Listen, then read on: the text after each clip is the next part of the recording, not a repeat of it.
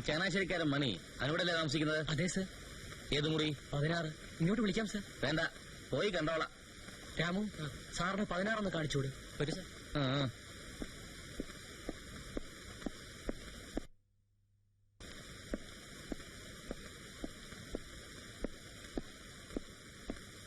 ഇതാണ് sir room. അവനില്ലല്ലോ. എന്നാ കുളിക്കായിരിക്കും sir. Bathroom പുറത്താ. എവിടെ?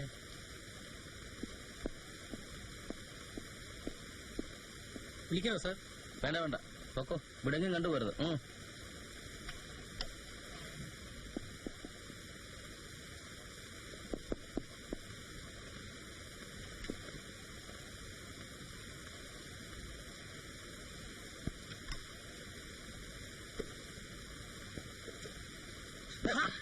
തുണി വെച്ച് കാണിക്കുന്നു, എടുത്തു കൊടുക്കണ. എന്തിനാ സാർ ഇങ്ങോട്ട് വന്നത്? ഞാൻ അങ്ങോട്ട് പതിവ് എത്തിച്ചേക്കായിരുന്നല്ലോ. നാളെയല്ലേ 30-ാം തീയതി? അതോ ഇന്ന് വേണോ?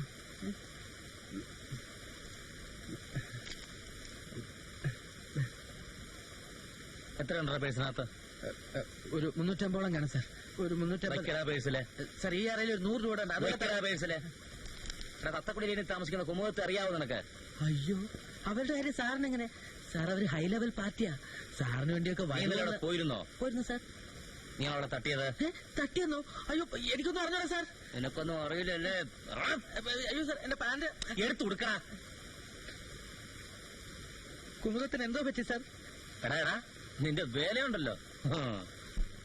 ഇത് ഞാൻ തന്നെ എഴുതിയിട്ടാണ് സാർ. സുൽത്താൻ എത്തിയിട്ടുണ്ട്. ആരുടായി സുൽത്താൻ? കോഴിക്കോട്ടിലെ ഒരു സേട്ടാണ് സാർ. ഞങ്ങളുടെ ഇടയിൽ സുൽത്താൻ എന്നാണ് അറിയപ്പെടുന്നത്. ഇളംകാറ്റിൽ 115 ബാർ 1900 ബെൽ. എന്താ ഇളംകാറ്റുന്ന ബ്രീസ്, ഹോട്ടൽ ബ്രീസ് 115. ആ സേട്ട് താമസിച്ചിരുന്ന റൂം നമ്പർ 1900 എന്നുള്ളത് വൈകുന്നേരം 7 മണി. ആ സ്ത്രീ ഹോട്ടലിൽ എത്തേണ്ട സമയം. ബെൽ മണി. ഞാൻ എന്റെ പേര്. വലിയ മിലിറ്ററി ഓപ്പറേഷൻ മാതിരി ആണല്ലോടാ നിന്റെ ഒരു കൂട്ടിക്കൊടുപ്പ്. അപ്പൊ നീ അവരുമായി ബന്ധപ്പെട്ടുകൊണ്ടിരുന്നത് ഈ കോഡ് ഭാഷയിലല്ലേ? എപ്പോഴും ഇല്ല സാർ. കാണാൻ ചെല്ലുമ്പോ കണ്ടില്ലെങ്കിൽ ഇങ്ങനെയുള്ള കുറിപ്പ് എഴുതിയിടും. എത്ര നാളായി നിനക്ക് ഇവരെ പരിചയമുണ്ട്? ഒരു 7 മാസമായി അറിയാം. എവിടെ വെച്ചാ നീ ആദ്യമായിട്ട് ഇവരെ കണ്ടത്? മലനാട് മോട്ടൽ. അവിടെ വെച്ചാ. എങ്ങനെയാ? മലനാട് മോട്ടലിൽ മുമ്പൊരു മാനേജർ ഉണ്ടായിരുന്നു, ആന്റണി. അയാൾ ഈ മോട്ടൽ തുടങ്ങിയ കാലത്ത് ബിസിനസ് അല്പം മോശമായതുകൊണ്ട് അല്പസ്വല്പം ഇതൊക്കെ ഏർപ്പാടാക്കി സാർ. അതിനുവേണ്ടി കൊണ്ടുവന്ന 3-4 പെണ്ണുങ്ങളുടെ കൂട്ടത്തിലാ ആദ്യം ഈ കുമുദം വന്നത്. ഞാൻ അങ്ങനെ പരിചയപ്പെട്ടു, ഒരു കോൺടാക്ട് ഒക്കെ ഉണ്ടാക്കി സാർ. മലനാട് മോട്ടലിന്റെ ഉടമസ്ഥന്റെ പേര് അനിരുദ്ധൻ അല്ലേ? അതെ സാർ. അയാൾക്ക് ഈ സ്ത്രീയുമായി എന്തെങ്കിലും ബന്ധമുണ്ടായിരുന്നോ? സാർ, ബന്ധം എന്ന് പറഞ്ഞാൽ? അതേടാ, നീ ഉദ്ദേശിക്കുന്ന ബന്ധം തന്നെ. അങ്ങനെയുള്ള ആളല്ല സാർ. ആള് പക്കാ ബിസിനസ്മാൻ ആണെങ്കിലും പുകവലിയില്ല, കുടിയില്ല, സ്ത്രീകളുമായിട്ട് തീരെയില്ല. ഇതൊക്കെ മറ്റുള്ളവരെ കൊണ്ട് ചെയ്യിപ്പിച്ച് കാശുണ്ടാക്കും അല്ലേ? ആ വീട് അനിരുദ്ധന്റേതാണോ? സ്വന്തമല്ല, വാടകയാ. ഞാൻ കൂടി അന്വേഷിച്ചാ സാർ ആ വീട് കണ്ടുപിടിച്ച് വാടകയ്ക്ക് എടുത്തത്. അതെന്തായിരുന്നത്? 3 മാസമായി കാണും. ആദ്യം ഈ പെണ്ണുങ്ങളെല്ലാം ഹോട്ടലിൽ തന്നെയായിരുന്നു സാർ താമസിപ്പിച്ചിരുന്നത്. പിന്നെ ഇപ്പോഴത്തെ സബ് ഇൻസ്പെക്ടർ സാറ് വരുന്നതിന് മുമ്പുണ്ടായിരുന്ന സാറ് ആള് കുറച്ച് സ്ട്രിക്റ്റ് ആയിരുന്നു. അപ്പോ ഹോട്ടലിൽ ചില റെയ്ഡൊക്കെ നടന്നു. ആ സമയത്ത് അനിരുദ്ധൻ സാറ് പറഞ്ഞതനുസരിച്ച് ഞാൻ വീട് തേടി കണ്ടുപിടിച്ച് ഈ പെണ്ണുങ്ങളെല്ലാം അങ്ങോട്ട് മാറ്റിയത്. എന്നിട്ട് ബാക്കിയുള്ളവരൊക്കെ? പഴയ ഇൻസ്പെക്ടർ സാറ് ഞാൻ പറഞ്ഞില്ലേ സ്ട്രിക്റ്റ് ആയിരുന്നെന്ന്. ആ സമയത്ത് ഈ ബിസിനസ് മോശമായി. പെണ്ണുങ്ങൾ ഓരോരുത്തരായി സ്ഥലം വിട്ടു. പക്ഷെ എവര് പോയില്ല. കാണാൻ കൊള്ളാവുന്നതുകൊണ്ടും പിന്നെ ഡീസന്റ് ആയിരുന്നതുകൊണ്ടും ഇവർക്ക് നല്ല ഡിമാൻഡായിരുന്നു. അതെന്താടാ ഈ ബിസിനസ്സിലോ ഡീസന്റ്? അത് സാർ അവരുടെ കയ്യിൽ അലവിലായത്രയൊന്നും ഇല്ലായിരുന്നു. നല്ല കുടുംബത്തിൽ എങ്ങാണ്ട് പിറന്നായിരിക്കും. ഇവളെവിടുത്തെ കാര്യമാണെന്ന് നിനക്കറിയാമോ? ഇല്ല സാർ. വാസ്തവത്തിൽ ഞാൻ 1-2 പ്രാവശ്യം ചോദിച്ചിട്ടുണ്ട്. പക്ഷെ അവരൊന്നും പറഞ്ഞിട്ടില്ല. അതൊന്നും മണി അറിയണ്ട എന്ന് അപ്പോഴൊക്കെ പറഞ്ഞിട്ടുള്ളത്.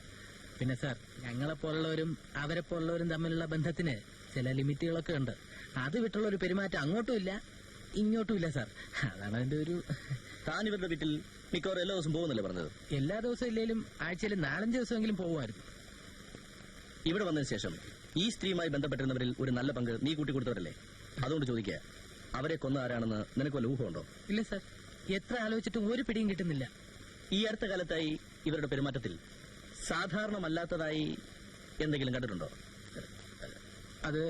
അതിപ്പോ സാറ് ചോദിച്ചപ്പോ തോന്നുന്നു എന്തോ ചില പ്രശ്നങ്ങൾ ഉണ്ടായിരുന്നെന്ന്. അങ്ങനെ തോന്നാൻ കാരണം? ഒരു 10 ദിവസം മുമ്പ് മലനാട് മോട്ടിൽ ഒരു പാർട്ടി വന്നു. ആര്? എറണാകുളത്തുള്ള ഒരു ബിസിനസ്സുകാരനാ. മുമ്പും കുമുദുമായിട്ട് ബന്ധപ്പെട്ടിട്ടുള്ള ആളാ. അയാളുടെ കാര്യമല്ല ഞാൻ പറഞ്ഞുകൊണ്ട് വരുന്നത്. ഞാനന്ന് വീട്ടിൽ ചെന്ന് ഇവരൊരു ടാക്സിയിൽ കൂട്ടിക്കൊണ്ടുപോയാ ചെയ്തത്. ഞങ്ങൾ അവിടെ ചെന്നിറങ്ങുമ്പോ അനിരുദ്ധൻ സാറ് ഹോട്ടലിന്റെ കൗണ്ടറിന്റെ അടുത്ത് നിൽക്കുന്നു. ഹലോ, അതെ അതെ, കോൺഫറൻസ് എറണാകുളത്ത് തന്നെയല്ലേ? അതെ, ഞാൻ എയർപോർട്ടിൽ വരാം. ഞാൻ വന്ന് മീറ്റ് ചെയ്തോളാം. എയർപോർട്ടിൽ ഞാൻ ഉണ്ടാകും. അതെ അതെ, അങ്ങനെ ചെയ്യാം. ആയിക്കോട്ടെ. Just A minute. എടാ മണി, എടാ വാ. എനിക്ക് അവളോടൊരു കാര്യം പറയാനുണ്ട്. എന്റെ റൂമിന്റെ അവിടെ വെയിറ്റ് ചെയ്യാൻ പറയും. ശരി. ഹലോ. അനിരുദ്ധൻ സാറിനെന്തോ പറയാനുണ്ടെന്ന്. പുള്ളിയുടെ മുറിയുടെ അവിടെ നിൽക്കാൻ.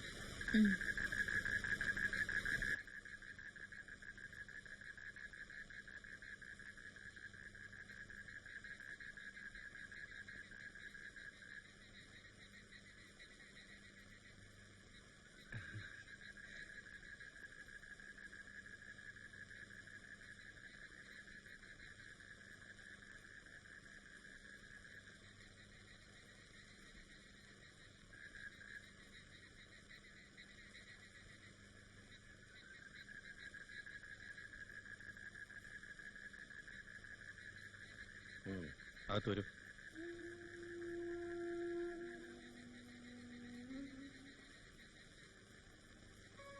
പറഞ്ഞാൽ കേക്കില്ല അല്ലേ? ആ ബന്ധവും കട്ട് ചെയ്തേക്കാൻ നിന്നോട് ഞാൻ പറഞ്ഞതാണ്. അതിനിപ്പോ എന്തുണ്ടായി? അയാളുടെ അളിയൻ ഇവിടെ ഫോൺ ചെയ്തിരുന്നു. നീ എവിടെ താമസിക്കുന്നതെന്നൊക്കെ ചോദിച്ചു. എനിക്ക് ഈ പൊല്ലാപ്പനൊന്നും പറ്റത്തില്ല. നീ വേറെ എവിടെന്ന് വെച്ചാൽ പോയി താമസിക്കും. ഇല്ലെങ്കിൽ ഇവിടുന്ന് സ്ഥലം വിടാൻ നോക്ക്. അങ്ങനെയൊന്നും ഭീഷണിപ്പെടുത്തണ്ട. ഞാൻ ആരുടെയും ചെലവിലൊന്നല്ല കഴിയുന്നത്. പിന്നെ ഞാൻ നിർബന്ധിച്ചിട്ടല്ലല്ലോ അയാൾ എന്റെ അടുത്ത് വരുന്നത്. അയാളുടെ ഇഷ്ടമാണ്. വരണ്ടാന്ന് പറയേണ്ട കാര്യം എനിക്കില്ല. ഒരു കുടുംബം കലക്കുന്ന ഏർപ്പാടാണിത്. അത് കുടുംബമുള്ളവരാ നോക്കേണ്ടത്, ഞാനല്ല. ഏതാ റൂം? Room number 3.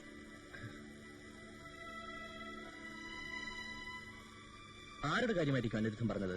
ഒരു ഊഹവും ഇല്ല സാർ. ഇത് 10 ദിവസം മുമ്പാണെന്നല്ലേ പറഞ്ഞത്? അതെ സാർ. നീ എപ്പോഴാണ് ഇവരെ അവസാനമായി കണ്ടത്? അത് സാർ, ഈ ചത്തെന്ന് പറയുന്ന ദിവസം വൈകിട്ട് തന്നെയായിരുന്നു. മലനാട് മോട്ടലിൽ ഒരു കസ്റ്റമർ ഉണ്ടായിരുന്നു. ഈ പാർട്ടി വരുമെന്ന് തലേന്ന് ഞാൻ അവരോട് പറഞ്ഞിരുന്നതാ. കൂട്ടിക്കൊണ്ടുപോകാനായി ഒരു ടാക്സിയും പിടിച്ച് ഞാൻ അവിടെ ചെന്നു. ഇതുവരെ റെഡി ആയില്ലേ? 7:30 ഞാൻ വരുമെന്ന് ഇന്നലെ പറഞ്ഞിരുന്നാണല്ലോ. ഇന്ന് എനിക്ക് പറ്റില്ല. മണി പൊയ്ക്കോ. അയ്യോ, എന്തു പറ്റി? സുഖമില്ലേ? എനിക്ക് നല്ല സുഖമില്ല. അതൊന്നും സാരമില്ല. നേരത്തെ പരിചയമുള്ള പാർട്ടിയല്ലേ. വന്നൊന്ന് മുഖം കാണിച്ചൊന്ന് തൊട്ടും പിടിച്ചോ കൊടുത്തിട്ടെങ്കിൽ പോന്നാ മതി. പിണക്കാൻ പറ്റുന്ന പാർട്ടിയല്ലല്ലോ.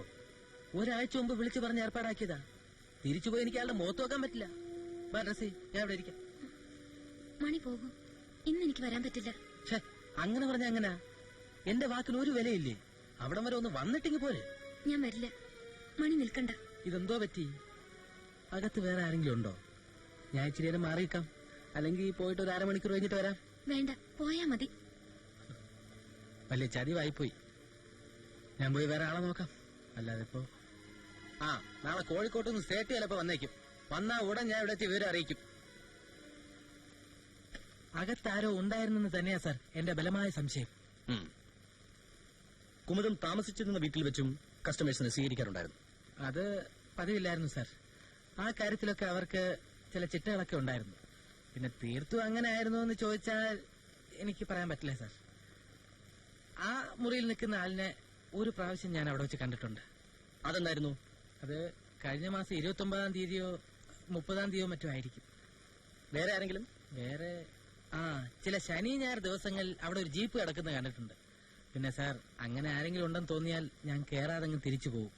അല്ലെങ്കിൽ കാത്തു നിന്ന് അവരൊക്കെ പോയിട്ട് കയറും. ഇതൊന്നും അല്ലാതെ പതിവല്ലാത്തതെന്ന് തോന്നുന്ന എന്തെങ്കിലും ആരെങ്കിലും നിന്റെ ഓർമ്മയിൽ വരുന്നുണ്ടോ? ഓർത്തു നോക്ക്. സാർ, ഈ ചത്തെന്ന് പറയുന്നതിന്റെ തലേന്ന് ഞാൻ ചെല്ലുമ്പോ ഒരു നീല അംബാസഡർ കാർ വേഗത്തിൽ അവിടെ നിന്ന് ഇറങ്ങി പോകുന്ന കണ്ടു. അതിന്റെ പിൻ സീറ്റിൽ ഒരാൾ ചാരി കിടപ്പുണ്ടായിരുന്നു. മുൻ സീറ്റിൽ ഡ്രൈവറെ കൂടാതെ ഒരാൾ കൂടി ഉണ്ടായിരുന്നു. അവരെ കണ്ടാൽ തിരിച്ചറിയാൻ പറ്റുമോ? പറ്റുമെന്ന് പറയാൻ പറ്റത്തില്ല സാർ. ഒരു മിന്നല് പോലെ അവരങ്ങ് പോയി. ഇവന്റെ ഫിംഗർ പ്രിന്റ് ഒക്കെ എടുത്തിട്ട് വിട്ടേക്ക്. സാർ, എടാ, നിന്റെ വിരലടയാളം ഇനി ഞങ്ങളുടെ ഫയലിൽ കാണും. നീ ഇനി കൂട്ടിക്കൊടുക്കുമ്പോഴേ എങ്ങും കയറി പിടിച്ചു കളയരുത്. അടയാളം ഒന്നും വീഴിക്കരുത്.